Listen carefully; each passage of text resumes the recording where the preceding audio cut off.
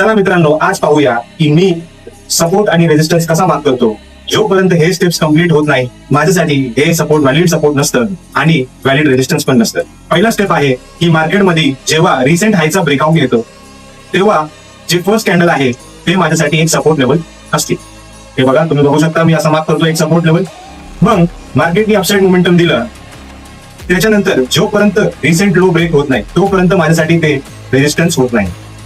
आता recent लोचं breakdown झाल्यावरती मी हे एक रेजिस्टन्स लास्ट कॅन्डलला मार्क करणार आहे.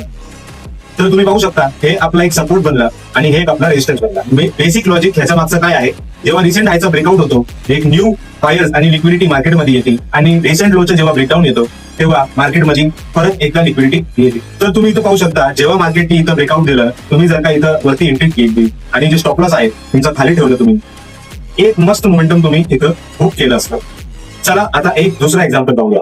तर इथं आपण पाहू शकतो एक रिसेंट हायचा ब्रेकआउट झाला आहे, म्हणून आपल्यासाठी जे सपोर्ट असणार आहे हे लास्ट कॅन्डल असणार आहे, हे आपला सपोर्ट आहे. ओके, मग ब्रेकआउट झाल्यावरती रिसेंट लोचा ब्रेकडाऊन आल्यावर हे बघा एक रिसेंट लोचा ब्रेकडाऊन आला, मग आपल्यासाठी जे रेजिस्टन्स आहे हे असणार आहे. तर तुम्ही पाहू शकता इथं एक सपोर्टचा ब्रेकडाऊन आलाय, मग तुम्ही सेल साईडची एंट्री जर का इथं घेतली, तुमचा स्टॉप लॉस इथं वरती असू शकतो किंवा लास्ट पुलबॅक वरती असू शकतो.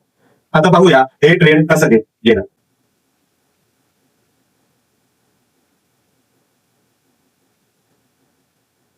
तर आज मी तुम्हाला दाखवलंय की मी स्वतः सपोर्ट आणि रेजिस्टन्स कसा मार्क करतो. हे तुम्ही नक्कीच ट्राय करा आणि मला रिझल्ट कमेंट डाऊन करून सांगा.